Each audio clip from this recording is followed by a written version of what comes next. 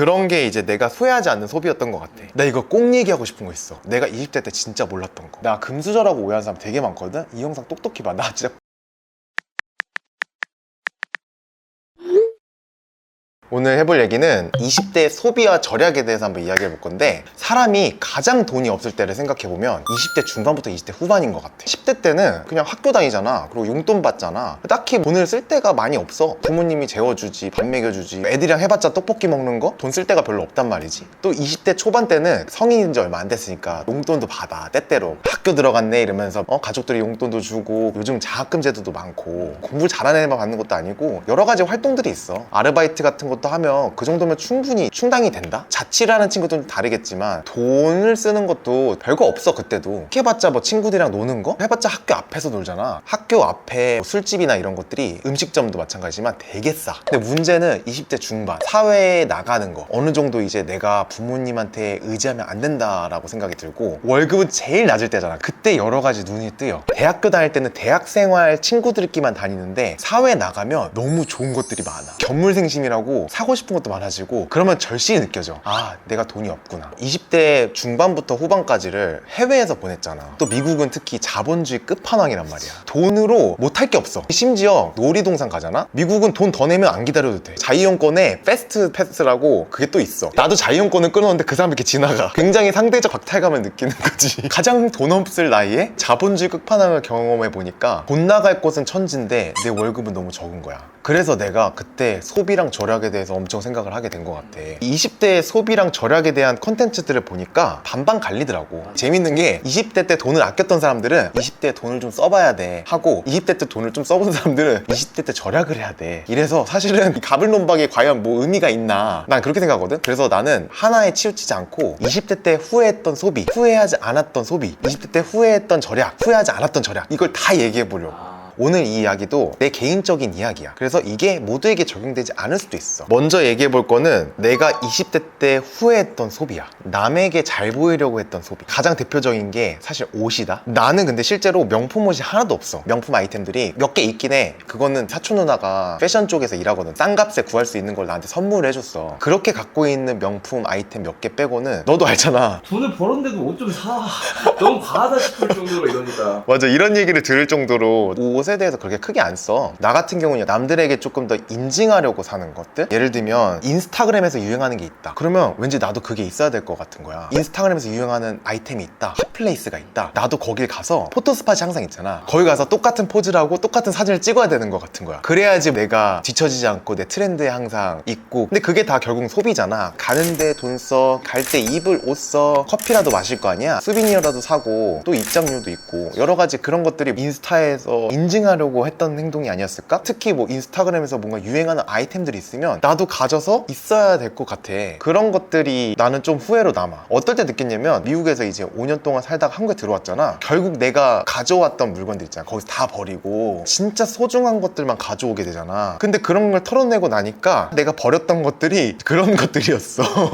솔직히 얘기해보면 나도 뭔가 자랑하고 싶었던 것 같아. 요즘 맨날 사무실만 있다가 미팅이 있어서 밖에 나가잖아? 그럼 길거리에 가다 보면 어떤 아이템들이 유행하는지 보여. 그리고 그걸 나도 갖고 싶어진단 말이지. 내가 원래 쇼핑을 잘 안 하는데 스스로 인터넷 쇼핑을 하는 패턴을 보니까 바로 전날 미팅을 갔거나 밖에 나갔다 온 날이야. 그러면 그게 뭐지 하고 이렇게 찾아보게 되더라고. 나 이거 꼭 얘기하고 싶은 거 있어. 내가 회사를 다닐 때 절대 몰랐던 거, 내가 20대 때 진짜 몰랐던 거, 내가 지금은 사업을 하잖아. 그래서 알게 된 건데, 인스타그램 보다 보면 쇼핑몰 하는 사람들, 그런 사람들 보면 해외여행도 되게 자주 가는 것 같고, 비싼 레스토랑 가는 것 같고, 명품 가방, 아이템들 이런 거 되게 많이 쓰잖아. 그런 걸 보면서 내가 회사 다닐 때는, 와, 이 사람들은 어떻게 돈을 벌길래 이렇게 소비를 하지? 궁금했었다? 그러고 그거를 따라하고 싶어지고 그런단 말이지. 근데 사업자들은, 특히 쇼핑몰 하는 사람들은 다 비용 처리를 할 수가 있어. 예를 들어 내가 파는 옷이 있잖아, 거기다 명품백을 들어, 그거를 아이템으로 비용 처리를 할 수가 있어. 해외여행을 가, 옷 아이템을 촬영을 해야 돼. 그래서 촬영한 게 증빙이 되면 비용 처리를 할 수 있어. 사업하는 사람들이 좋은 차 끌고 다니잖아, 그게 다 비용 처리가 되거든. 그냥 회사원들, 근로소득자들이 사업하는 사람들의 소비 패턴을 걸 보면서 부러워서 저걸 따라간다? 그러면 진짜 가랑이 찢어지는 거야. 이거를 알면 그런 거에 현혹되지 않을 수 있는 거지. 후회하지 않는 절약은 이거였어. 중고품을 샀던 거. 차도 항상 중고차만 샀거든? 사실 새 차를 할 수도 있어. 렌트를 할 수도 있고 리스를 할 수도 있었는데 그걸 안 했던 이유가 그냥 난 중고차라도 충분한 거야. 차를 허세용으로 끌고 다니고 싶지 않았어. 내가 미국에 처음 갔을 때 친구도 없고 가족도 없으니까 주말만 되면 할 일이 너무 없는 거야. 돈이 없으니까 최소한의 비용으로 시간을 보내기 좋은 공간이 어딜까 찾아봤는데 가장 좋은 곳이 쇼핑센터였어. 에어컨도 빵빵하지, 가게도 많잖아. 구경하다 보면 시간이 잘 가. 그래서 쇼핑센터를 갔는데 거길 가니까 진짜 눈이 휘둥그레지는 거야. 수많은 마케팅들이 거기 쫙 깔려 있잖아. 사고 싶은 거 되게 많은데 어떻게 옷을 이 가격을 주고 사지? 그런 생각이 계속 드는 거지. 그러면서 내가 상대적 박탈감이 너무 세게 오는 거야. 내가 계속 이런 쇼핑센터를 가면 안 되겠다라는 생각이 들어서 바꾼 게 뭐였냐면 플리마켓은 가는 거였어. 플리마켓에 가면 비싸봤자 10불 정도 입장료를 내면은 몇 시간을 돌아도 엄청 재밌다? 찍어낸 제품이 아니라 다 하나하나 개성이 가득한 제품들이 나와 있잖아. 그걸 구경하는 재미가 진짜 쏠쏠해. 내가 지금 마세스 감성이라고 사람들이 말하는 것도 있잖아. 그게 다 그때 취향으로 된 거였어. 그래서 그때부터 내가 시작했던 게 스리프트 스토어라고, 중고 스토어를 이제 스리프트 스토어라고 불러. 우리말로 하시면 동묘시장 같은데. 그래서 나는 주말이면은 스리프트 스토어를 가거나 아니면 플리마켓을 갔어. 새 제품 티셔츠 하나 살 정도면은 거기서 헌 제품을 다 6개씩 사는 거야. 드로앤드리 옛날 초창기 때 보면 내가 셔츠를 계속 바꿔서 입거든. 다 1,000원, 2,000원 주고 산 거고, 청바지 이런 것들도 다 몇천 원이면 사. 이 거울도 거기 산 거고, 라켓, 이 셔츠 되게 싸게 주고 산 것들이야. 오히려 쇼핑센터보다 훨씬 재밌어. 또 시간을 아낄 수 있는 공간이 자연이야. 자연에는 입장료가 없어. 물 한 병 들고 그냥 집에서 간식 하나 들고 가서 스케이트보드를 타든 등산을 하든 가성비가 제일 좋고 정신적으로도 좋고 체력적으로도 좋고, 그게 내가 후회하지 않는 절약이었던 것 같아. 그러니까 내가 전하고 싶은 메시지는 돈이 없어도 충분히 안목을 기를 수 있고, 오히려 돈에 한계가 있을 때 나의 취향이라든지 감성이라든지 이런 걸 찾기가 더 좋은 것 같아. 그리고 이제 세 번째가 이야기하고 싶은 게, 내가 후회하는 절약은 이거야. 나는 되게 짠돌이었어. 짠돌일 수밖에 없었던 게 돈이 없었으니까 짠돌이었던 거야. 호주에 있을 때 워킹홀리데이로 갔으니까 내가 했던 게 막 서빙일, 설거지, 청소 이런 거니까 얼마나 힘든 일이야. 노동의 대가로 받은 돈이니까 이걸 못 쓰겠더라고. 그런 것들을 진짜 차곡차곡 모았어. 절약했던 부분이 먹는 거. 내가 스시집에서 일할 때 그 사장님이 그걸 준다? 그러면 그걸 점심에 먹어. 저녁은 아끼려고 붕어간장을 몇 개 가져와. 간장도 사기 싫어가지고 계란만 사. 계란 후라이를 해가지고 그 붕어간장에다 간장밥을 해서 저녁을 먹었어. 시리얼로 한 끼 때우고, 내가 제일 많이 먹었던 게 서브웨이였어. 10불 이내로 먹을 수 있는 게 뭔가 그랬더니 테이크아웃밖에 없는 거야. 타이 요리 테이크아웃이나 제일 싼 건 서브웨이였어. 오늘의 메뉴는 싸잖아. 그래서 항상 오늘의 메뉴를 풀롱으로 사. 반을 점심에 먹고 반을 저녁에 먹고 그랬어. 그렇게 차곡차곡 돈을 모았다?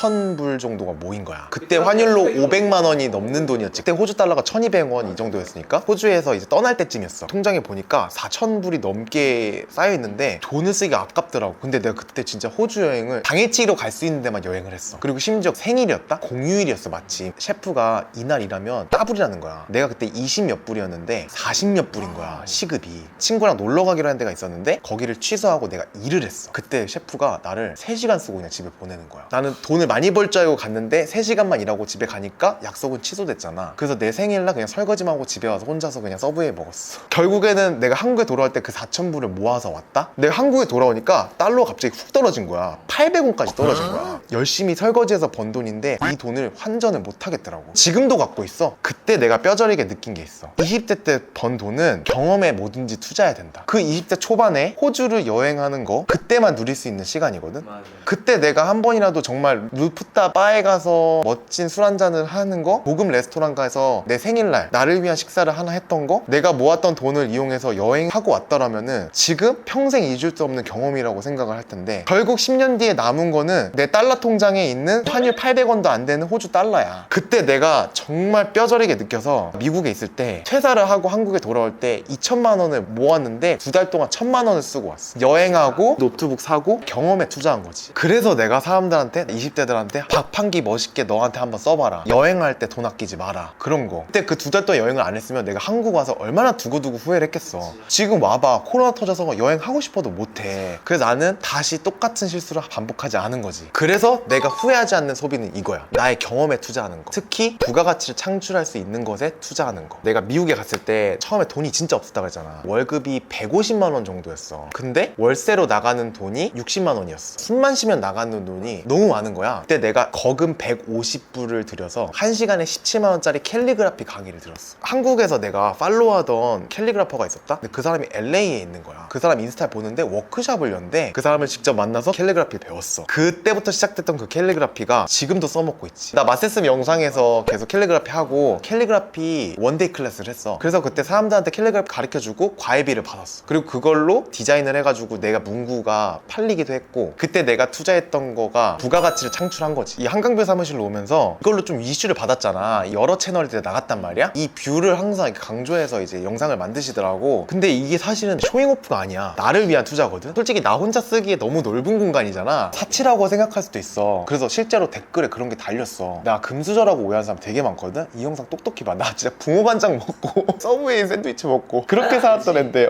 근데 사람들 그냥 보이는 이미지만 가지고 그냥 금수저 같던데? 그냥 이렇게 얘기를 한대. 그러면서 나한테 그러는 거야. 미국에서 5년 살았고 지금 뭐 한강뷰 오피스텔 한 달에 200만 원씩 월세로 쓰면서 무슨 금수저가 아니에요? 이렇게 얘기를 하는 거야. 내가 번 돈이 얼만데 200만 원도 못 쓰겠냐? 그리고 심지어 나는 이 스튜디오로 돈을 더 많이 벌어. 마세스부로. 결국은 나는 이 공간을 활용해서 지금 돈을 벌고 있잖아. 또 다른 부가가치를 창출하는 거지. 내가 컨텐츠 만드는 데는 카메라라든지 공간이라든지, 그리고 우리 뭐 필요하다는 거 있으면 그때그때 다 바로바로 사잖아. 카메라는 많이 아끼시더라고요. 카메라 좀 오래 걸리긴 했는데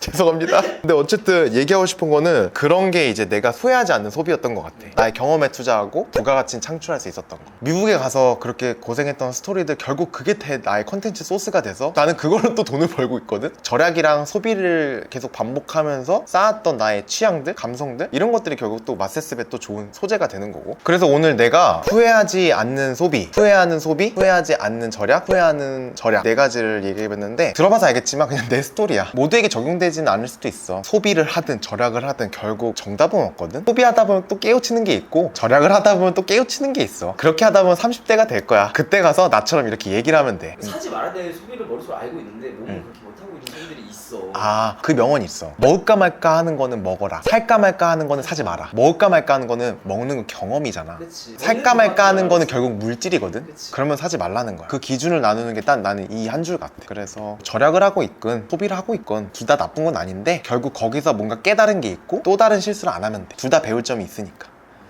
오늘 여기까지.